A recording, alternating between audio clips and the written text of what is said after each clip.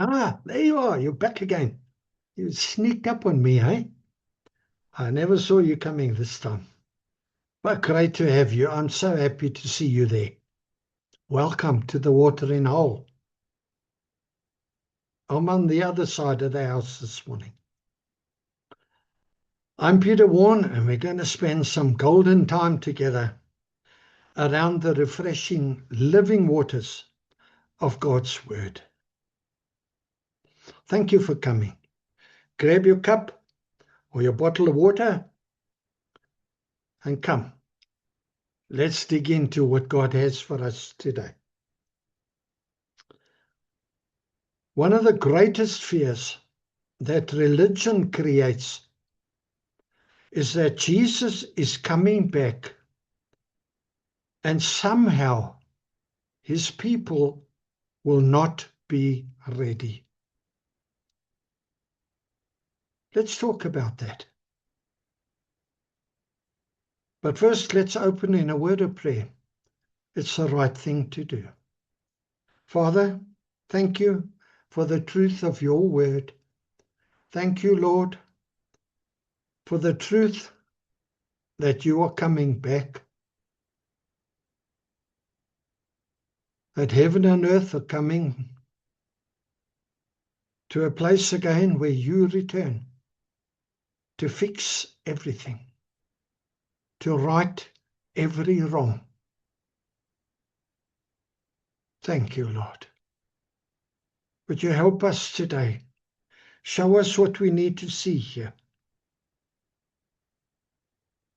Show us what we need to see.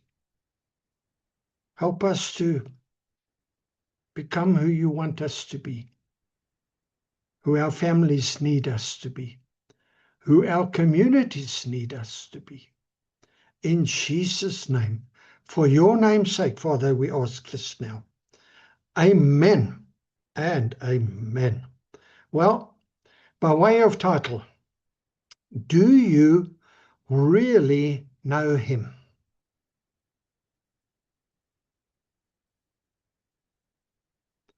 Our scripture today is a very well-known one.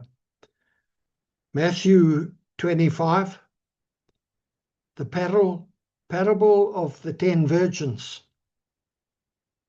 Now believers read it and wonder if they have enough oil.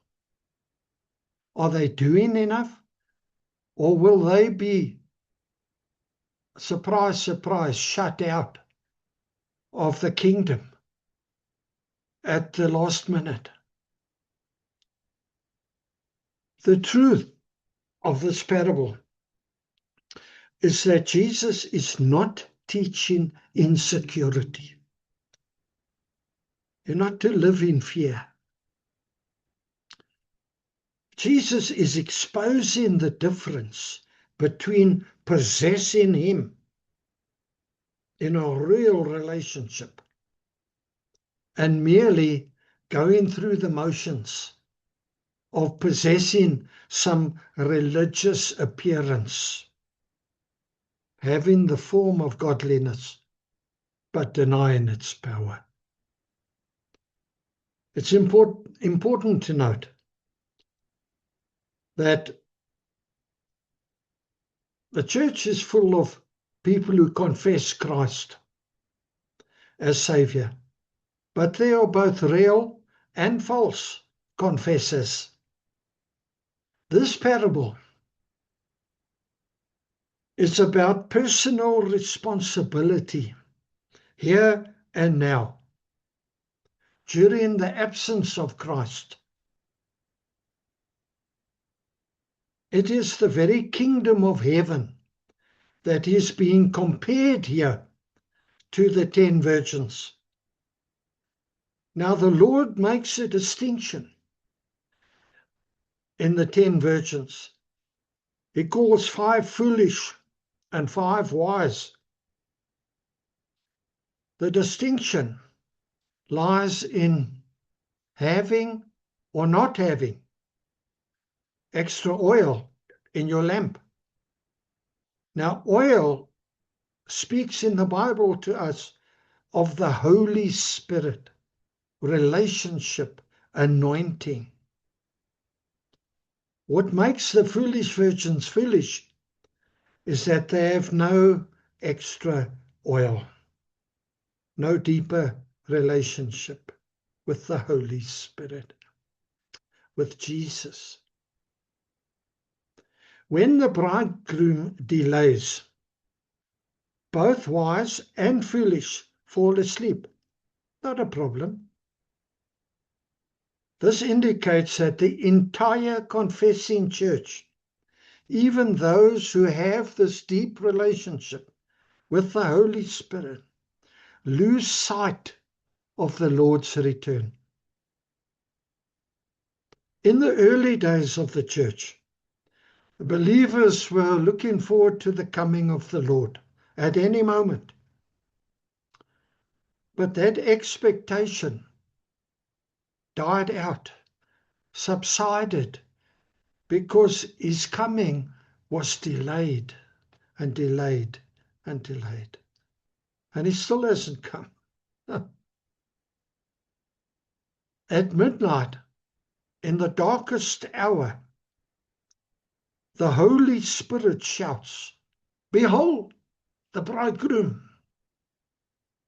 Now, have we reached the darkest hour in the life of the church, of the world? I don't think so. I think we are at maybe the very beginning of tribulation. Ask those being beheaded. But have we seen the worst? I don't think so, not by a long shot. We have not even begun to see the evil in the heart of man. So the darkest hour lies ahead of us. And what happens is that the bridegroom himself awakens the sleepers from their sleep.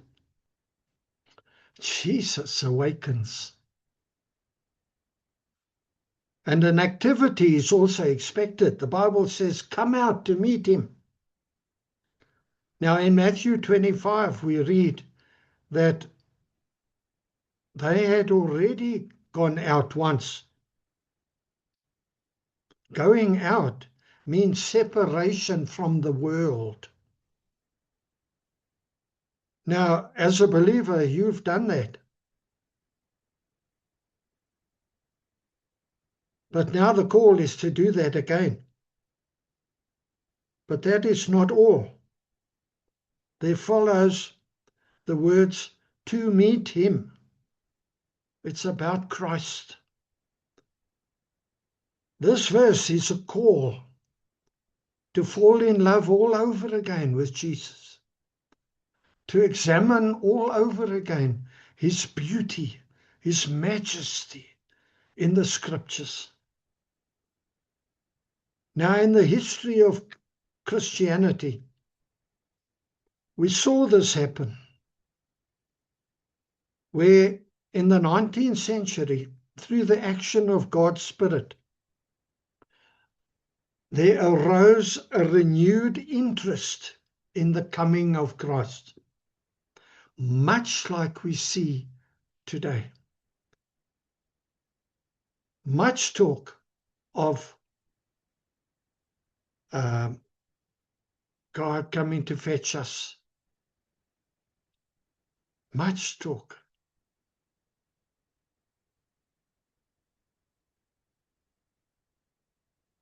And through the examination of the scriptures, especially prophecy, biblical prophecy, the church in the 19th century, its hope was rediscovered. Like in the days of Paul, we read of that. And in those days, for the sake of Christ, those believers began to live as the real deal, as true disciples. Well, my friend, that's our call again today. Come out and meet him. The same applies to our life now. Whoever lives with and in the expectation of the imminent return of Christ. You do not live for the earth, my friend. You live for heaven, with heaven in mind, with eternity in mind. Now back to our story. All the virgins wake up, both real and false Christians. Let their lamps shine again. They let their light shine again. This little light of mine. But this is also the moment that the foolish see that their lamps are dying out. They're going out without oil. They'd only lit the wick, but had not supplied themselves with extra oil. Again, this speaks of a superficial, 'n oppervlakkige verhouding with the Holy Spirit and with the Lord Jesus. Now, you've got to dig deep. You've got to put down roots. You've got to dig wells. They find that the light they possessed was but an appearance, and their light went out. In the darkest hour, the false, foolish virgin's light will go out.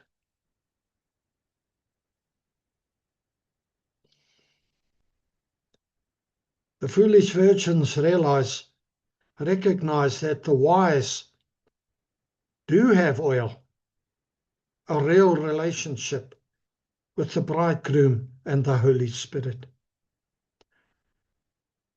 They seek the wise to buy oil, but the wise cannot supply oil.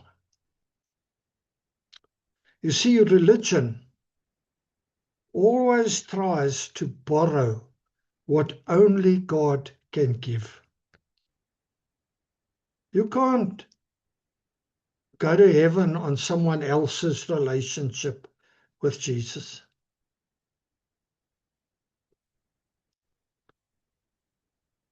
You've got to do your own stuff. You've got to put in your own work. When the foolish have left to go and buy oil, the bridegroom comes. The wise virgins enter the wedding feast with him, and the door is closed. When the foolish virgins return, for them it is too late, even though they beg. And in the story, there is no more mention even of oil. You see, Jesus does not say, I knew you once, but then I lost you. He does not say, you were my bride, but you failed. He says, I do not know you. He does not pretend to know them. He really does not know them. And this knowing word is a word that speaks of an intimate, deep, one-on-one relationship, much like a husband and a wife. Into me, you see. And God says, okay. And then into me, you see. Intimacy. That's what the word knowing means. The issue here is not lost salvation. It is an absent relationship. There is no connection between him and them. There has never been a love for Jesus in their hearts. They found him interesting. They love music and they love praise and jumping up and down and all this and that and the other of church. But they have never surrendered to Jesus as Lord. They have never bowed before him.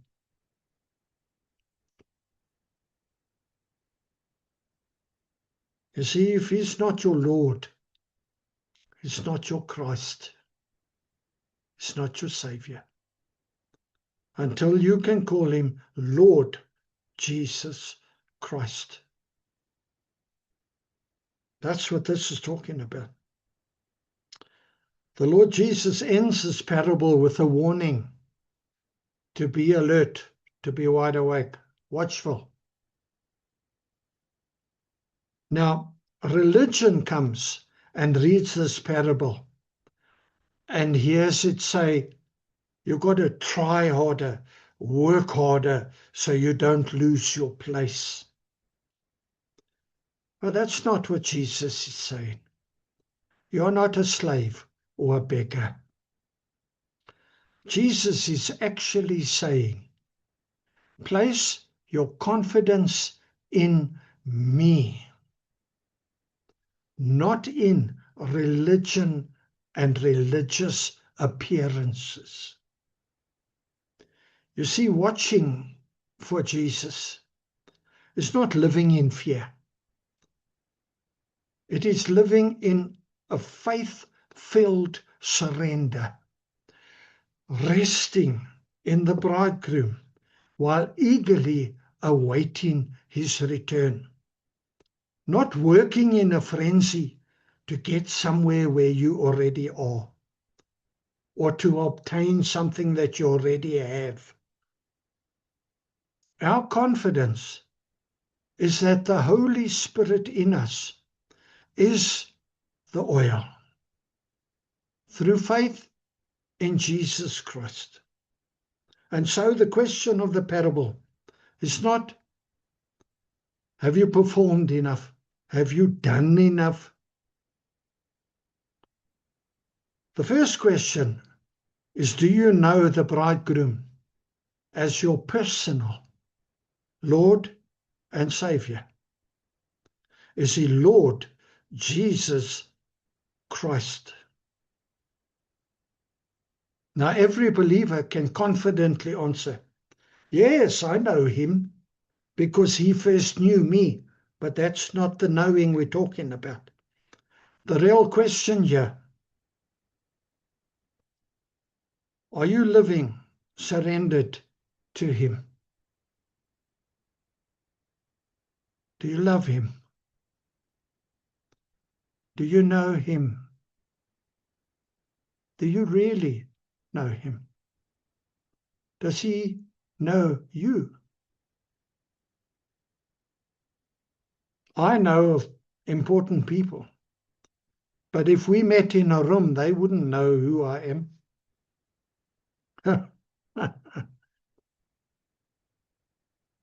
The real question, are you living as a true disciple, as the real deal, not as the counterfeit?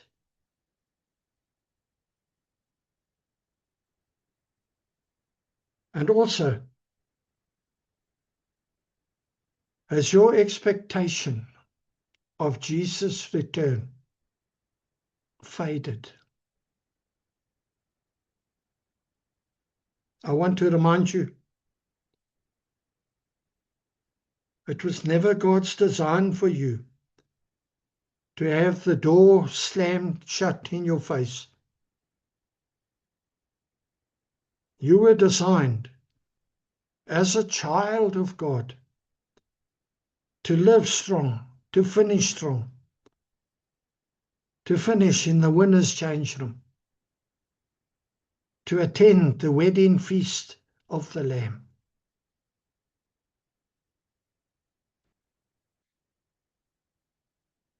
Now, wherever you are at the moment,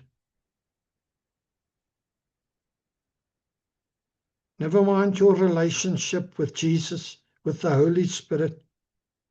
If you don't know him as Savior, you have no relationship with him. You need today, this very day, go and see a pastor and speak to him about your relationship with Jesus Christ. Do it today. Do not delay. Because for you, Jesus' return might be before tomorrow. For all of us, tomorrow is promised to no one. But if you have realized now you don't have extra oil, you need a deeper relationship, you need to be living the real deal, and make that decision right now. We're going to pray. God will honor your decision. And thereon in, you need to obey him. Get back into his word. Partner with him to write this next chapter of your life. And more than anything, thank him for what he's doing, what he's going to still do. Let's pray.